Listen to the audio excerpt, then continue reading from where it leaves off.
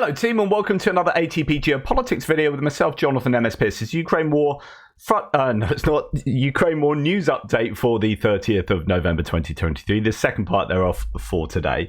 I'm going to start with, I think, just finally. It's just one of those things that beggars belief that it's taken this long. Why is it that me, a random British dude in his office on the south coast of the UK, has been spouting stuff for a year along these lines? Why has it taken this long for the US government to do the right thing, which is clearly communicate both to American politicians and the American public why it is in the interest of the American people to be supporting Ukraine, at least in one small contextual area, right? There are many more arguments you could bring to bear in terms of geopolitical strategy, military strategy, soft power, hard power, disinformation, hybrid warfare, you know, the influence in the information space, the meddling in elections, energy security, hegemonic power around the world, so on and so forth. There's all sorts of reasons, all sorts of arguments you could communicate to the American public. But one of the arguments that I've been talking about for a year is that this is in the interest of the American people from a military industrial point of view to support Ukraine. It is not a charity. The US Department of Defense, the US government, the Biden administration is not giving military assistance to Ukraine because it's a morally right thing to do. They're doing it because, and you can argue that this is bound up with morality depending on how you see US governmental morality. But this is in the geopolitical interest of the US to do so. It's in the military interest of the US to do so. It's in security interest, all those reasons I've already just listed. That is why the US are giving military assistance to Ukraine. And it is about tooling up their own army, their own armed forces with equipment, with newer equipment, as they give older equipment to Ukraine. Let's give them that old stuff that will help them. They'll tick all those boxes, but it'll also mean that we can bring in new equipment to our own armed forces and we are left in a better position. And also, all the money that we are supposedly giving to Ukraine is being pumped into the US economy. This isn't us going to... How many times have you heard me say the US aren't going to the federal bank, getting out a wad of cash, walking all the way over to Ukraine and dumping that cash on Zelensky's table and saying, there you go, do with it what you will. That's our charitable contribution to the war in Ukraine. They're not doing that. They're saying, yeah, Ukraine, we'll give you a bunch of stuff.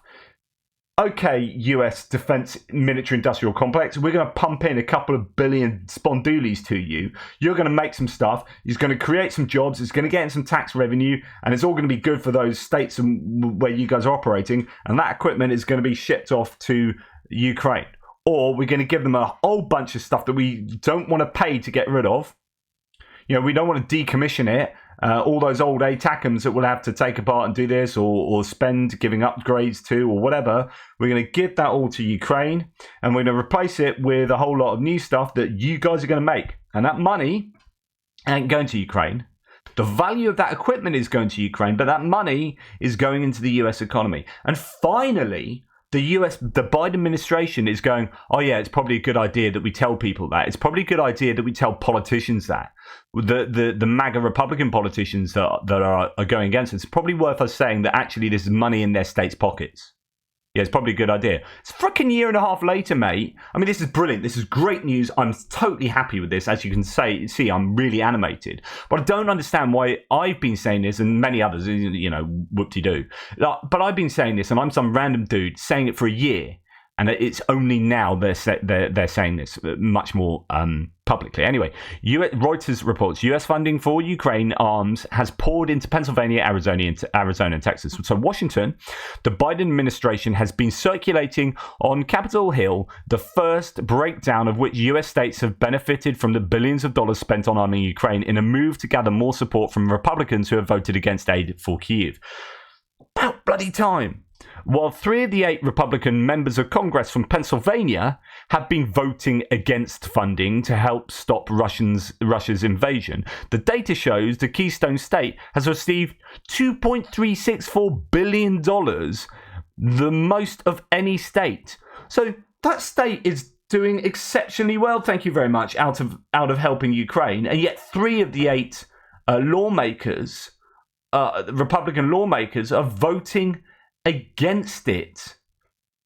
So this information needs to be out there. The data shows that it received $2.364 billion, more than any other state, in spending and investments to build arms and ammunition, according to documents seen by Reuters. And just to remind you, that money isn't just going to those big military corporations, anything swallowed up in some corporate world. Okay, you are ramping up production, so you're getting more employees in, so you're employing more people who will then pay income tax. The corporation will pay more corporate taxes, so on and so forth, all that kind of tax revenue. But also for each, I don't know, $100 million in that Pennsylvania munitions factory, right? You are employing X number of people. You are ramping up the supply chain. And that goes down to not just the supply for making a shell, which is the explosives, the raw material, the metal, and all that stuff, which will hopefully be coming from, within the US, and that money is a money multiplier, right? So $100 million goes here, and then that gets filtered down to the supply chain, which has its own supply chain, and so it's like this almost like a root system of a massive tree. So I don't know if this analogy works at all. It's just the top of my head. Like the energy comes into the leaves, but it's a kind of reverse. It doesn't really work because actually it's going the other way. Instead of sucking up nutrients, it's throwing down nutrients into its roots and spreading it out in a really wide area. So the money comes into these shell manufacturing plants. They get more people in to do the jobs. The tax revenues go up and the supply chains go mental. And that goes down to people like sandwich sellers. So it's like, oh, we can start doing a sandwich van that goes to that factory to sell our sandwiches, and then the sandwich van needs to get more stuff and more staff and blah blah blah, and suddenly this is a money multiplier on so many different levels. Like, you need to understand this is a massive economic stimulus. Anyway, in Texas, 18 out of 25 US Republican representatives have voted against Ukraine aid. What? At the same time, Texas has received $1.45 billion to produce 155 mil shells and other weapons. In Arizona, 3 of 6 Republican representatives voted against aid, while $2.196 billion was poured into the state. During the latest request for $106 billion of new funds to Ukraine, Israel, and the Indo-Pacific region and border enforcement, US President Joe Biden in October the 20th emphasized that arms for Ukraine equals jobs for Americans. He noted some of the money would go to US companies to replace equipment sent abroad, and mentioned Patriot missile systems that are made by RTX's Raytheon in Arizona and artillery shells manufactured in 12 states across the country, naming Pennsylvania, Ohio, and Texas. Pennsylvania and Arizona are pivotal swing states that will be critical for Biden next year. In recent days, the administration has circulated maps among lawmakers, about time, on Capitol Hill, showcasing the state-by-state breakdown for the $27 billion worth of investments and spending on munitions and tactical vehicle procurements. A vocal bloc of Republicans has opposed sending aid to Ukraine, saying taxpayer money should be spent at home. It is being spent at home, but a majority of Republicans and Democrats in Congress would still support aid to Ukraine President Volodymyr Zelensky's government. Companies in 4 states on the Biden administration's map, Arizona, Pennsylvania, Arkansas, and Wisconsin, are home to manufacturing facilities that are collectively receiving contracts totaling more than $1 billion for their products, and that aids Ukraine. Another $18 billion in contracts is spread among manufacturing facilities located in more than 24 other states. The conservative Defending Democracy Together group's Republicans for Ukraine campaign has been tracking Republican rhetoric and voting patterns on Ukraine aid legislation. So this is a criticism from pro-Ukrainian people, but actually this is a Republican group that have that have noted and reported on Republican rhetoric and saying it is not cool. A report card by the group gave poor or very poor grades to 18 of 25 Republican representatives from Texas for their lack of support for Ukraine. It gave poor or very poor grades to 2 of Wisconsin's 6 Republican representatives, to 1 of Arkansas's 4 Republican representatives, and to 3 of Pennsylvania's 8 Republican representatives, so on and so forth. Right. This is doing the round. So Tendai here says, I posted in March a list of states where US jobs are created thanks to support for Ukraine. Some US politicians try to frame it that money is going to Ukraine, but the bulk of that money goes into American jobs. Of the agreed $68 billion US dollars, 90% are investments into American companies producing weapons to supply the Ukrainian army. In fact, 31 states directly benefit from that program, with Pennsylvania, Texas, and Arizona leading. And you can argue that the money that goes out of the US into places like Ukraine is actually coming back in, trade deals, in the way that the US can then invest in Ukraine. It will come with strings attached. So money, you can take this money and go with it to Ukraine and use it, but we get dibs on contracts going on inside Ukraine for whatever that money is going towards. And then it's knock-on things like as the Nord Stream gas pipeline gets shut down, US gets liquefied gas exports going through the roof. And so even when money does go out of the US, it comes back in the form of investment and getting a return on an investment. So it's a positive sum game. This is a win-win situation for the US, and it's about time it's being at least partly communicated. Of the 90% are investments into American companies producing weapons to supply the Ukrainian army. In fact, 31 states directly benefit from the program, with Pennsylvania, Texas, and Arizona leading. Washington Post released that chart confirming the development. So this is a chart, as you can see, over 15 weapon systems are produced in Pennsylvania. Florida has between 10 and 15. Arkansas has between 10 and 15, and between 5 and 10 in New Mexico, Arizona, California, and then all these other states have a number of bits of kit constructed there. So, and I wonder if that's broadly. Although Maine has Susan Collins, so I wonder whether there's a large majority of these are Republican states, in that center, in the Bible Belt, and you're thinking, goodness me, you're the people that are benefiting the most here.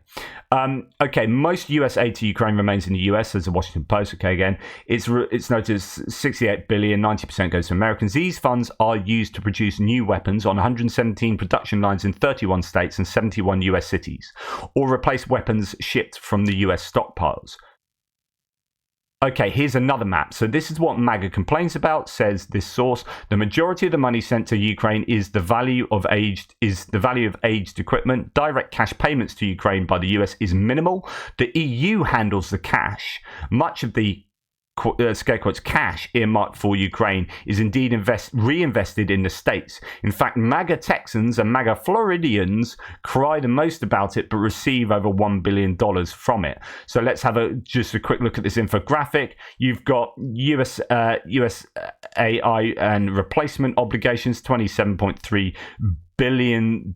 So that would be, I don't know if that sort of includes a drawdown, industrial base impacts and direct industrial investments from supplemental funds, $3.3 billion.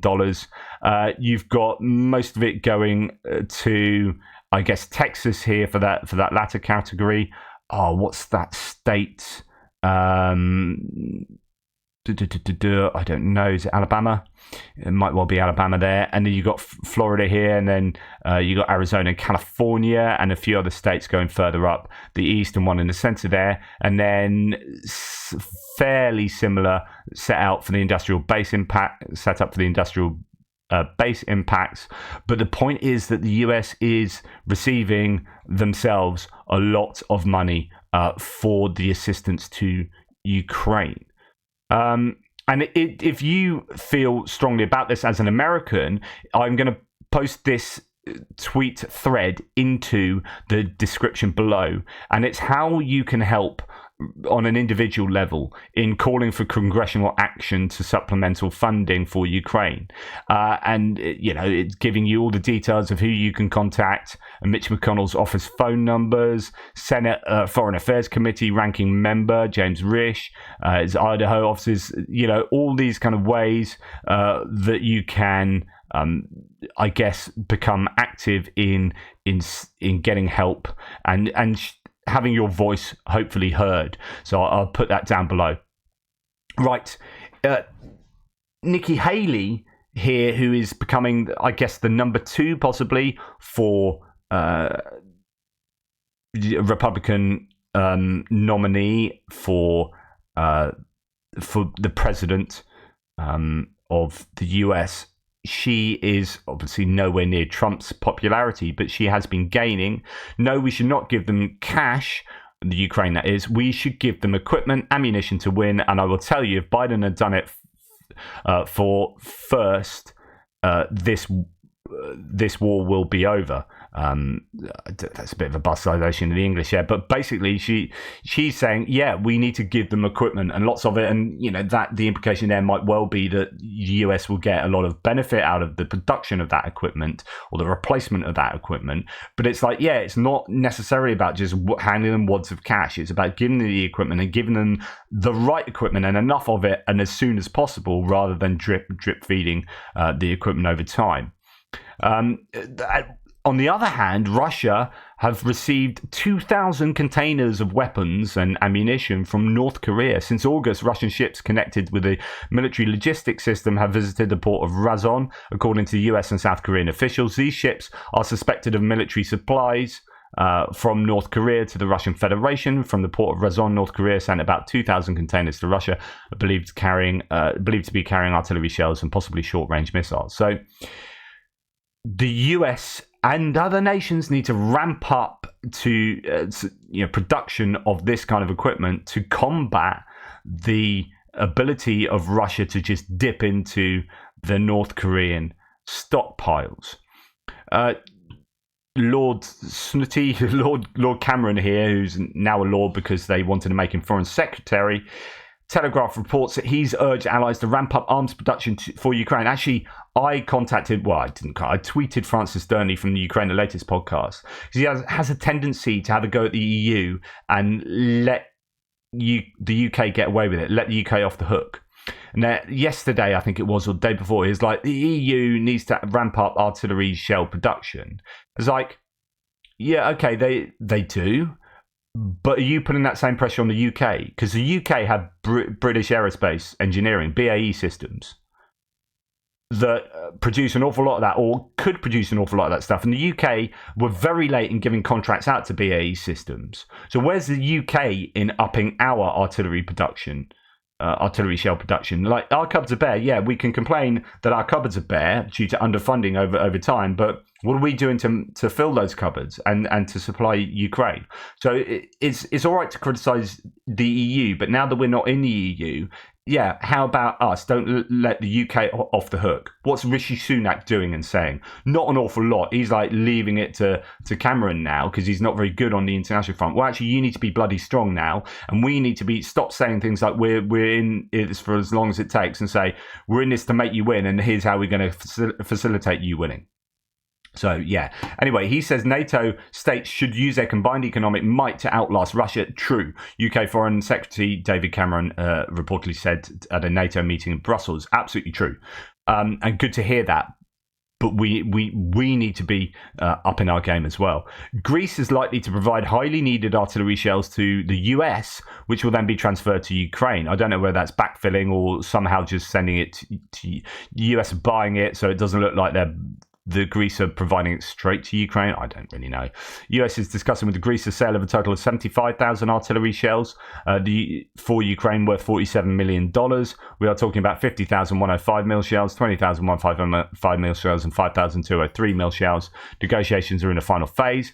That is obviously really good, really useful. 75,000 barely touches the sides, really. I mean, it is great, but at current rates, that's probably I don't know. I don't know what they're firing at the moment. Could be a week's worth of shells as the shell use has gone back down again. If you remember the height, Russia were firing somewhere between 40 and 60,000 a day. So at Russia's levels, at the height of Russia's usage, that would be like a day and a bit or a day and a half or whatever. So, it puts it into perspective, but really cool. Thank you, Greece. Ukrainian companies produce approximately 50,000 FPV drones, first-person view drones, every month. Russians produce 6 times more, says Maxim Shiramat, founder of Drone Space. The issue is a lack of engineers capable of connecting, I think that should be, everything by hand.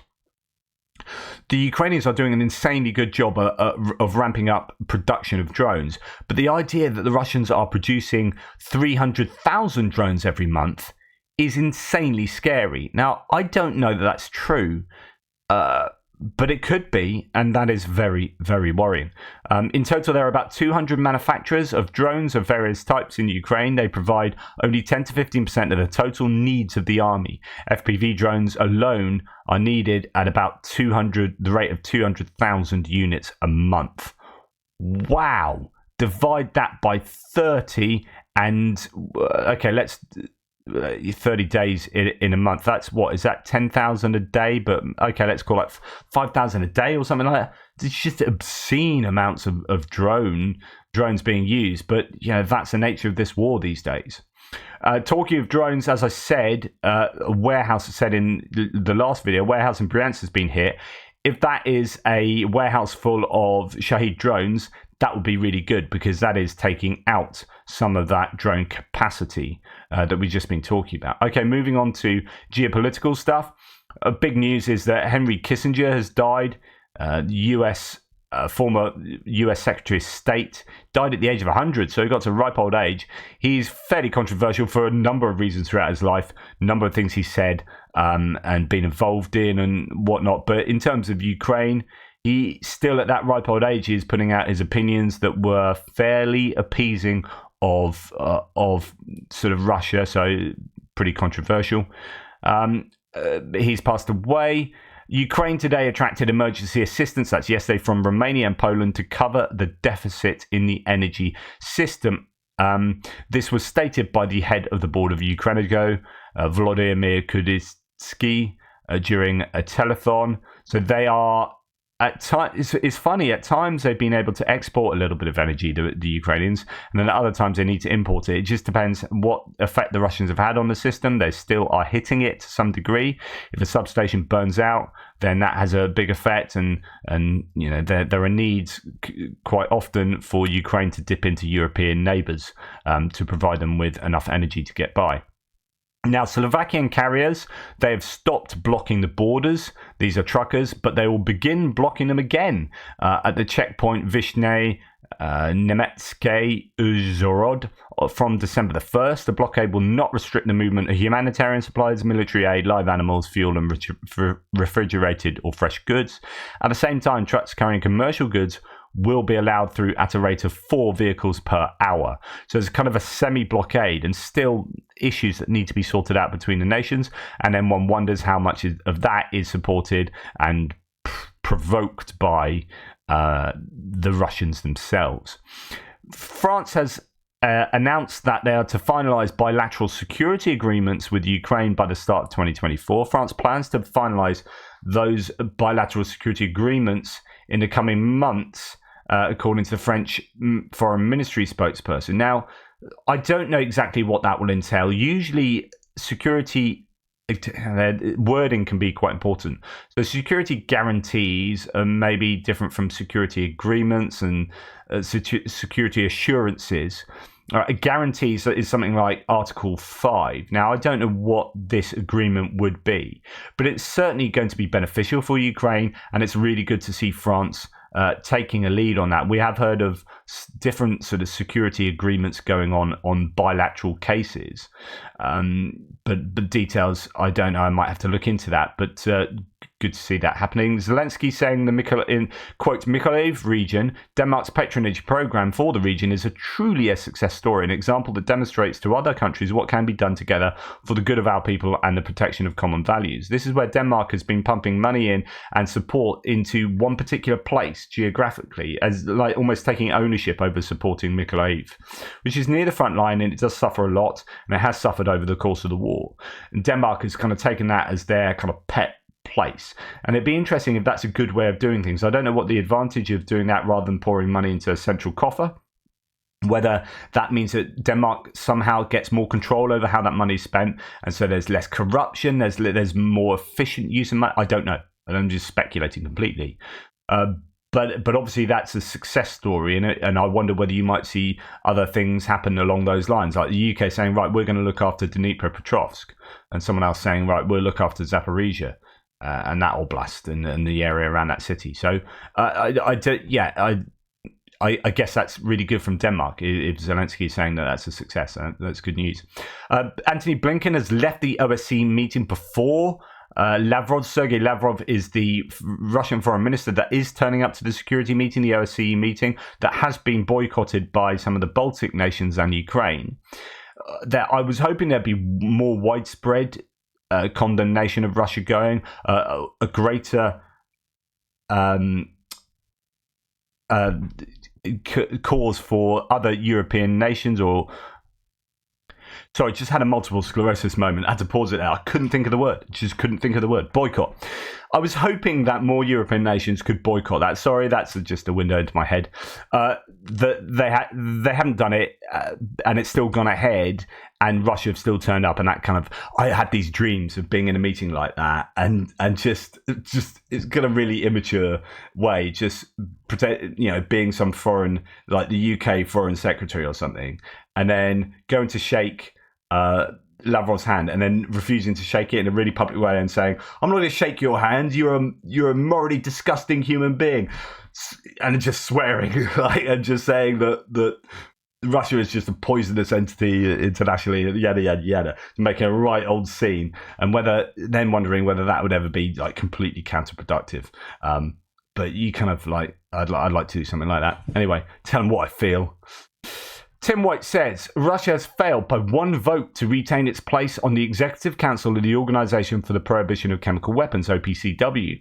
Moscow is not happy, blaming Russophobia, claiming the vote took place under unprecedented political pressure. Of course, it's only one vote difference, so it's not huge, but it's great that they are continuing to be this pariah nation that are not getting voted onto different councils in the UN or in different places here at the Organisation for the Prohibition of Chemical Weapons. They don't get a place on that as good stuff. You need to understand that there are consequences to your action, and you becoming a pariah state is one of those consequences.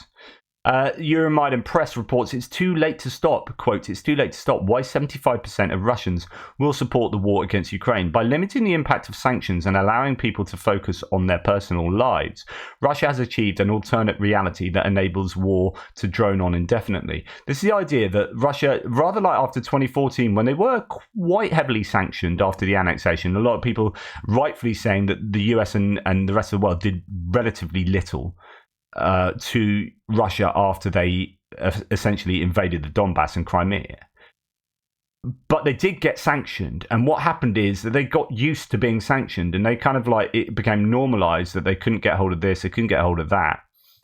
And then, of course, you find loopholes to the sanctions. So this time round, again, it seems like the as you can see from this graph, the Russians get used to things, both in a kind of psychological way, but also probably an economic way.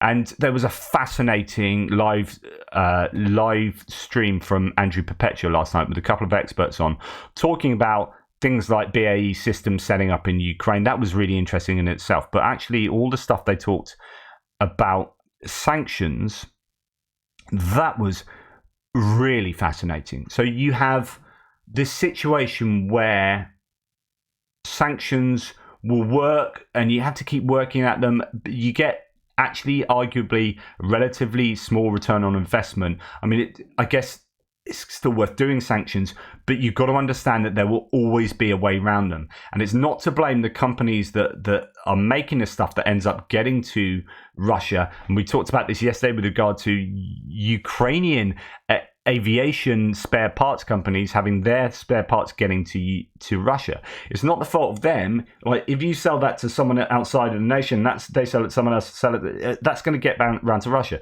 And what they're saying is there's nothing really that you can do about that long term. It's like a game of whack-a-mole, and you can spend loads of time and effort trying to secure these loopholes. But actually, it's so yeah, go for it. By all means, do that. But really, you've got to be concentrating on these bigger things, like not the EU saying, no, we're not going to buy LNG at all from Russia. And if we do buy it from Russia, if it goes through places like India, don't get too upset if it does go through India and we're buying it from India. We're saying we're still buying Russian oil or LNG, right? But if India are the nation that's putting the markup on that, then Russia really aren't getting any income. It's a bit like the oil price cap, which is, yeah, you can sell it, but if you're selling it only at $60 a barrel, you're not making what you need to make in order to sustainably support the war. Well, if you're going to sell LNG through India and then India marks it up by refining it or doing whatever, and that then comes to us in the EU, then we're much happier to pay India that markup than to pay you that markup. And so it's the same thing. So it's about these big statements and these big behaviors that we change, whilst also sanctioning, but understanding that as there was some reference to someone from World War II saying, do you know what, a bomber will always get through? In other words, they will always get through. Somehow those components will always get through to Russia, given the interrelated global society that we live in, and some of those big supporters of Russia in terms of China and so on. So yeah, it's a difficult one, sanctions, because on the one hand we want them to really succeed, but on the other hand we do need to be quite realistic that they take a lot of work, and sometimes it's kind of pointless because there are just so many ways around them. So I've jumped ahead slightly here. So yeah, and in that way, so going back to this idea of it's too late to stop, so why 75% of Russians still support the war against Ukraine, and they've got used to it and it's kind of normalized. There's a really good pithy comment here from Para Andy, just fantastic comment, that says in one sentence what I'd take half an hour to say. The longer the war goes on, the better the Russian populace copes with a downgrading in their living standards and quality of life. The longer this goes on, the more the Russians are going to be used to life like that and say, yeah, okay, war is fine. I'm not, they may hurt. It's like, in a sense, you could talk about the analogy of a lobster boiling in a pot, slow boiling to death. It's like, oh, it's got a little bit worse this month. Oh, a little bit worse this month. And before you know it, you're destitute. But you still, you have no way of really going against the Kremlin because of the internal security services. And you're going to be saying you support the war, or, whether you really do or not. And, all of these ideas feed into these sort of polls that lead one to think, well, the Russian population aren't going to take arms against the Kremlin. That's for sure.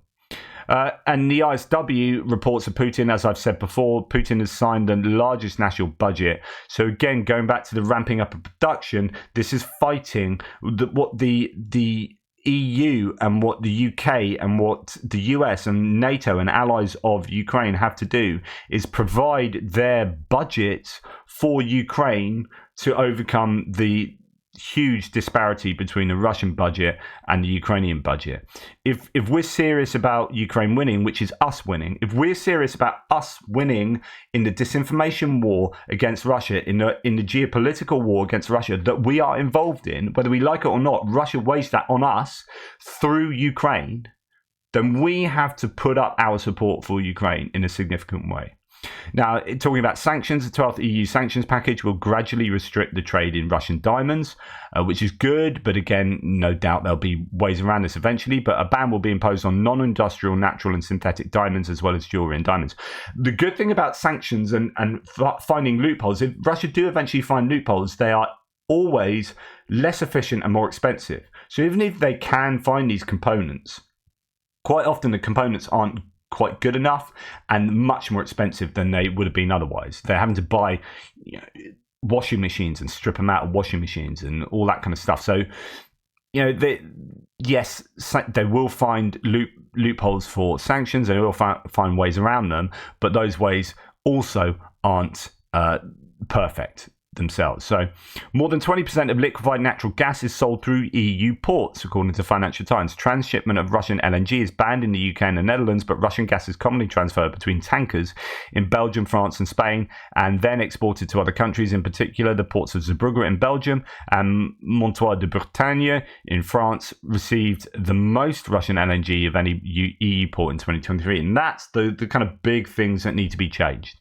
Those big behaviours, European behaviours there in that case. Anyway, go and watch Andrew Perpetua's live stream. It's just full of fascinating insights that are so worthwhile. And finally, Swedish Daily reports that NATO's decided to deploy up to 20 ships in the Baltic and Northern Seas to protect critical underwater infrastructure against Russian activities. In the worst case scenario of Russia prevailing in this war with Ukraine, Russia's still shot themselves in the foot, where we've got to a point in time where NATO's expanded and it's looking like Sweden will get accession to NATO. The Baltic Sea is almost like a no-go area for the Russians. They're in a position where NATO are patrolling the Baltic Sea with 20 ships. Like, if you had asked Putin at the beginning of just before the war started, would you start the war if this kind of situation would happen, if the Black Sea Fleet were having to operate out of Novorossiysk? Would you do this if your oil and gas exports were absolutely hammered? Would you do this if you knew that Nord Stream pipeline would be blown up? Would you do this if you knew that you would become a pariah state? I'm fairly sure you'd say no. And so this is another reflection of where Russia is now at and how much they've shot themselves in the foot. Anyway, thanks for watching. Sorry I had a couple of ranty bits and whatnot. Take care and I'll speak to you soon.